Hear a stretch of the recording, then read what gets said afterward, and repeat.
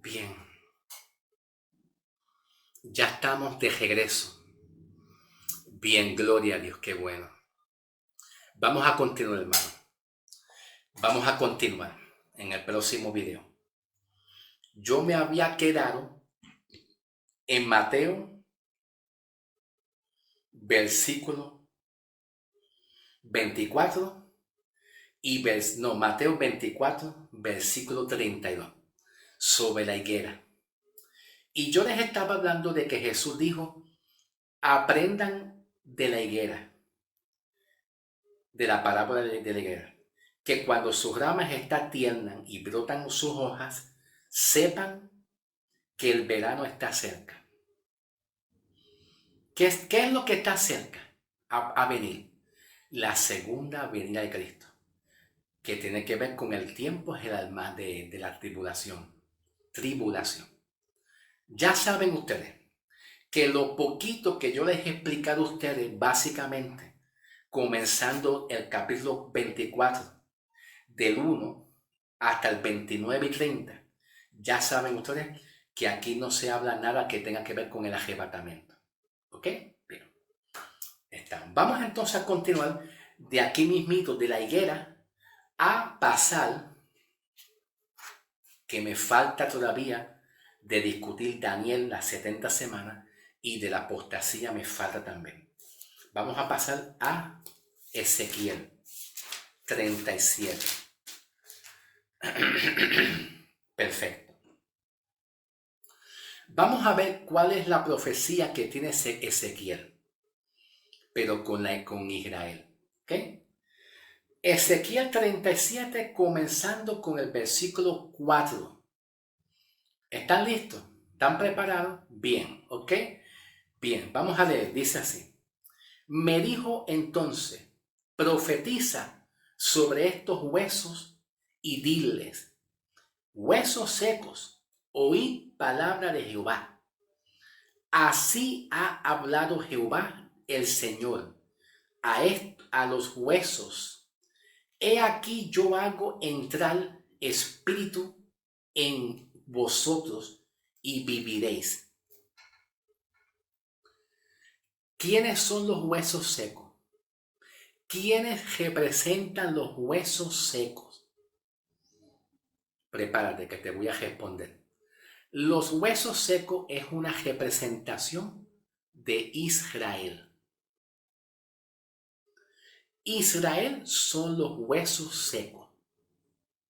¿Ok? Israel no es la iglesia. No, no es la iglesia, es Israel. Ahora dice la profecía de Ezequiel. Así ha dicho Jehová el Señor a estos huesos. He aquí yo hago entrar espíritu en ustedes y vivirán. Y pondré tendones sobre ustedes y haré subir sobre ustedes carne y os cubriré de piel y pondré en ustedes espíritu y vivirán. Y sabrán que yo soy Jehová. Profeticé, dice el profeta. Profeticé, pues como me fue mandado, y hubo un ruido mientras yo profetizaba.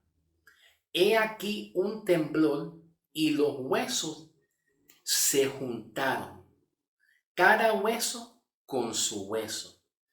Y me dijo, profetiza al, profetiza al espíritu, profetiza hijo de hombre, y dile a ese espíritu, así ha dicho Jehová el Señor, espíritu ven de los cuatro vientos y sopla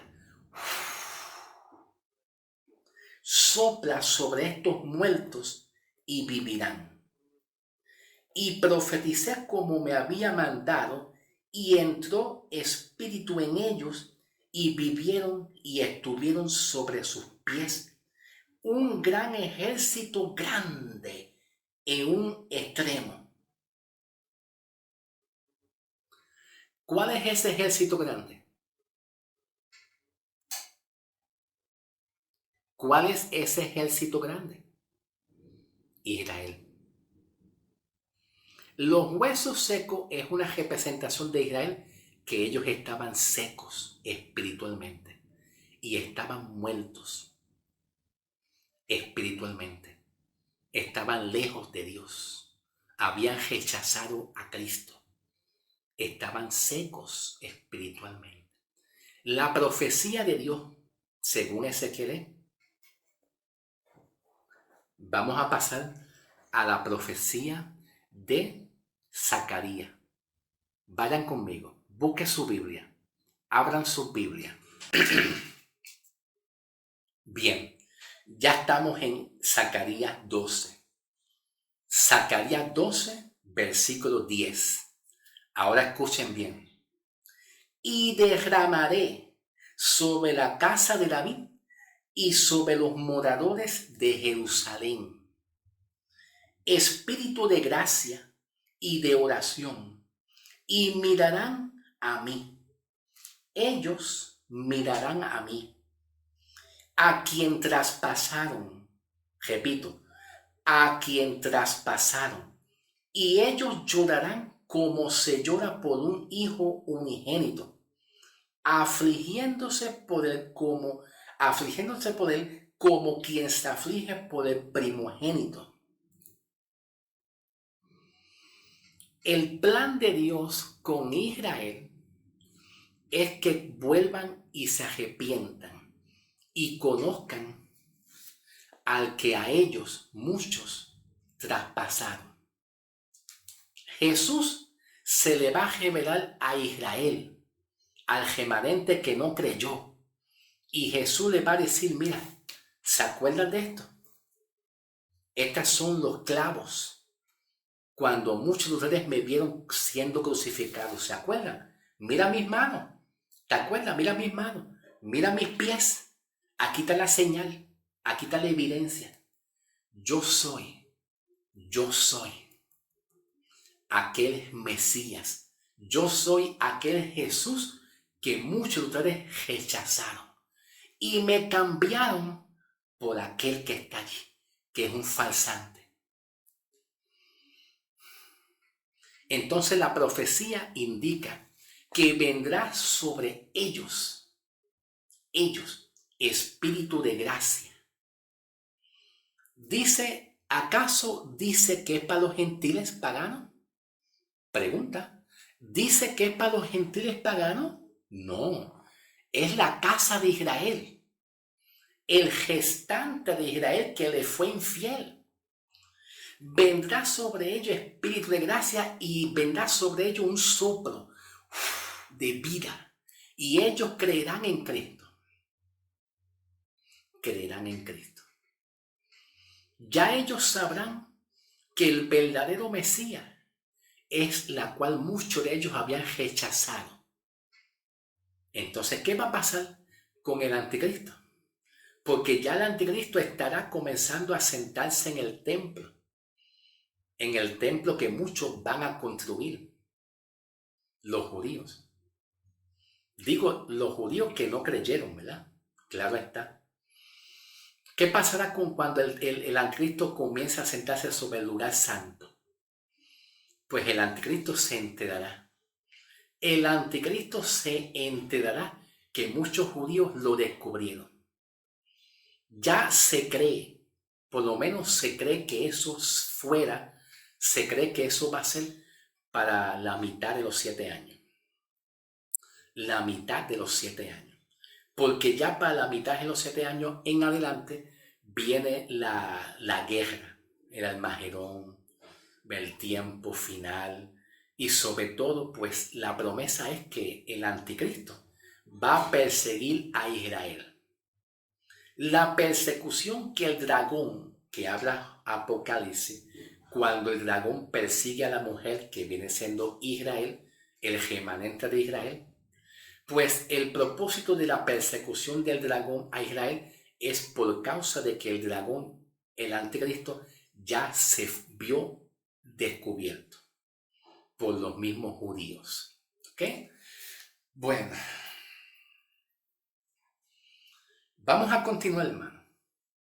Vamos a continuar. porque no estoy seguro si trabajo con Daniel, la profecía de Daniel, o yo no sé si continúo con Tesalonicense. Vamos primero vamos a trabajar con Tesalonicense entonces, con la apostasía. Porque es mucho material, hermano. Es demasiado material. Gloria a Dios.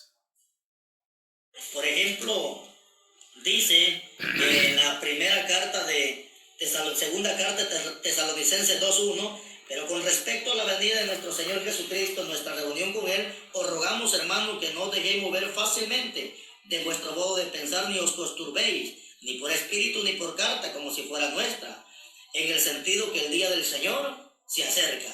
Nadie os engañe en ninguna manera, porque no vendrá. ¿Quién no va a venir? Cristo. Porque no vendrá sin que antes venga la apostasía. Y ahorita estamos en la apostasía. O sea, me está dando características que antes de que Cristo viene, primero la apostasía. La apostasía, y se manifiesta el hombre de pecado, el hijo de perdición. Ese es el anticristo. O sea que Cristo no va a venir sin que antes venga primero la apostasía. Sin que antes venga primero la apostasía. Ese es el anticristo. O sea que Cristo no va a venir sin que antes venga primero la apostasía y después Cristo. O sea que Cristo no va a venir sin que antes venga primero la apostasía y después viene el anticristo. El problema que muchos han entendido. Bien.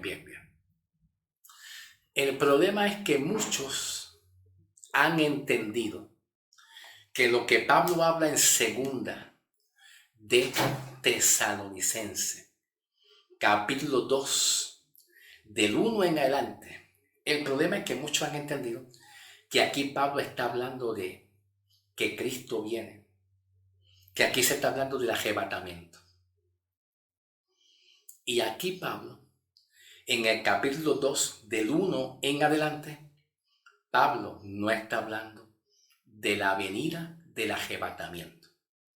Pablo solamente está dando una referencia. Pablo solamente está hablando una referencia de cuando venga el anticristo y también cuando venga la segunda venida de Cristo en el tiempo y en el periodo de tiempo del anticristo. Vamos a ir primero al contexto, ¿ok? Primero voy a ir al contexto. Permítanme ustedes ir al contexto. En la primera carta de Tesalonicense, capítulo 4, versículo 13 hasta el 18, aquí sí Pablo habla de el arrebatamiento, donde los muertos en Cristo serán resucitados primero y luego los que han quedado con vida. ¿Cuál es la intención de Pablo al decirle a las iglesias en cuanto al asunto del arrebatamiento? Pues la intención de Pablo y el mensaje de Pablo es que estas iglesias se estén ocupando más de Dios y no tanto esperando cuándo será el arrebatamiento y mucho menos la fecha. Ay, ¿será la fecha tal? No, esa es la idea de Pablo. Que ellos sigan marchando, trabajando en la obra de Dios y que continúen ellos con la fe de que si han creído en Cristo, el resultado de que lo que han creído, pues el resultado es que Cristo los recogerá, se los levantará y los muertos en Cristo, sus familiares, ellos lo van a ver. Pablo le está dando esperanza a ellos. Esperanza, que ellos son salvos, ¿ok? Y que cuando Cristo venga el arrebatamiento, ellos van a ver a sus familiares y ellos subirán como resultado de su fe. Esa es la intención de Pablo. Y esa es la intención que nosotros deberíamos de prestar atención. Que si hemos creído, nosotros no debemos de prestar atención en los tiempos escatológicos y futuros, sino el tiempo de nosotros, que es el arrebatamiento, porque si creemos en Cristo, el resultado es que tú nunca le vas a ver la cara al anticristo. De eso tú tienes que estar ocupado, de que si creíste, estarás con Cristo. y no pasarás por la gran tribulación. Vamos a continuar. Pasaremos a la segunda carta de Tesalonicenses. Bien, gracias Espíritu Santo, en el nombre de Jesús. En la segunda carta de Tesalonicenses, capítulo 2, del 1 en adelante. Y ahora presten atención, porque voy a comenzar a hablar de la apostasía. Pero antes de yo hablar de la apostasía, vamos al contexto primero. Contexto. Dice, pero con respecto a la venida de nuestro Señor Jesucristo y nuestra reunión con Él, les rogamos, hermano.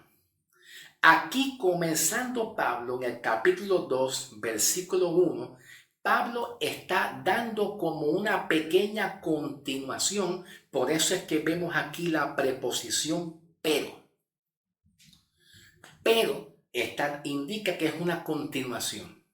Pablo dice, con respecto a todo lo que yo les he estado hablando a ustedes, ahora yo les vengo a decir, hermanos, en nuestra reunión con Cristo, les ruego, hermanos. Ahora vamos a ver qué Pablo le dice a las iglesias. ¿Qué es lo que continúa luego? Versículo 2. Que no se dejen mover fácilmente de su forma de pensar o de su modo de pensar, ni os conturbéis ni por espíritu, ni por palabra, ni por carta como si fuera nuestra, en el sentido que el día del Señor está cerca. Ahora escuchan bien, porque estoy en el contexto. Listen, atiendan. Dice, cuando Pablo dice que no se dejen mover fácilmente de su modo de pensar, eso significa, en palabras sencillas, sin rodeo ninguno, significa que no se dejen manipular fácilmente por falsos ministros. Porque Pablo sabía muy bien que aquí habían falsos maestros que estaban enseñando mucho escatología y mucho de eventos proféticos y escatológicos y todo lo que tenga que ver con Juan en Apocalipsis. Ahora presten atención. Dice, no se dejen mover o manipular o controlar fácilmente. Y Pablo continúa diciendo, ni os conturbéis ni por espíritu. ¿Qué significa la palabra aquí espíritu? Espíritu significa cualquier revelación, cualquier sueño, cualquier visión, cualquier profecía que diga, así ha dicho el Señor. Así ha dicho el Señor. Dios me revela. Yo tengo una profecía. Así me ha dicho el Señor. Yo tuve un sueño. Así me ha dicho el Señor. Yo tengo una visión. Así me ha dicho el Señor. Que Cristo vendrá en tal fecha. Sí, hermano, así me dice el Señor. Fecha tal año. Así me dice el Señor. Así me dice el Señor que ya nosotros estamos en la tribulación. Así me dice el Señor, y tengo pruebas de eso. Rama, Kima, Sohama. Tengo pruebas, así me dice el Señor. Tengo pruebas en la evidencia de la palabra. Así me dice el Señor. De eso Pablo está hablando. De eso. Tengan cuidado con los sueños, visiones, revelaciones que dicen por ahí. ¿Está claro? Gloria a Dios. Bien.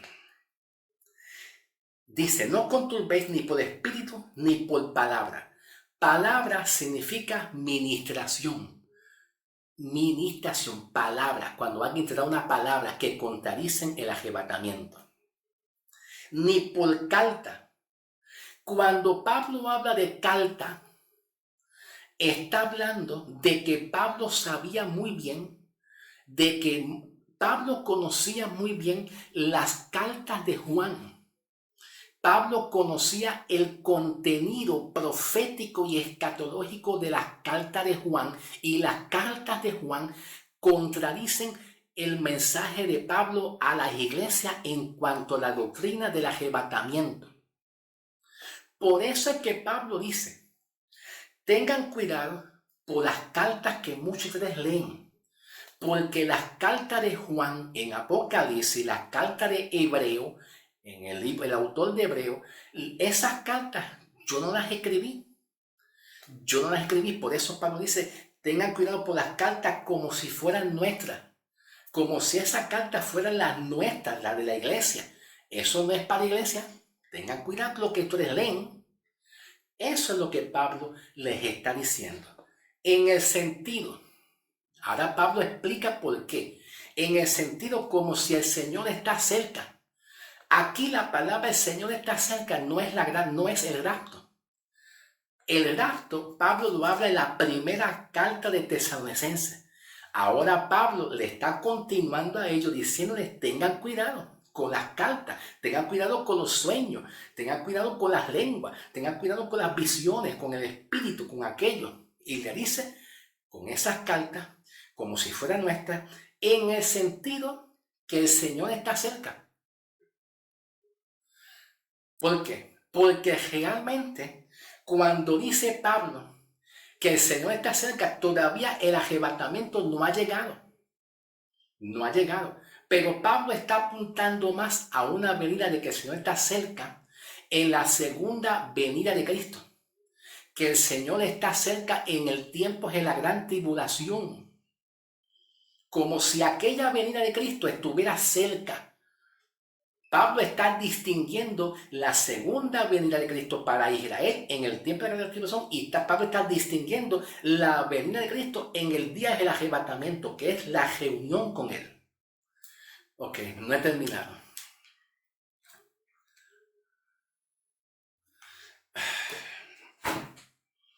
Bien. Vamos a pasar al próximo video, porque en el próximo video voy a estar hablando de apostasía. Pura apostasía. Porque voy a explicar un poquito con más tiempo para no estar pendiente del tiempo, ¿ves? Para no estar pendiente mucho del reloj. Voy a continuar con el otro video aquí mismito, en el versículo 3. ¿Ok? Para hablar de apostasía. La apostasía en la iglesia y otro tipo de apostasía más también. Vamos a pasar al próximo video porque no he terminado, pero la cosa se pone interesante con lo que voy a hablar para la gloria del Señor Jesucristo. ¿Ok? Bien, pasamos al próximo video.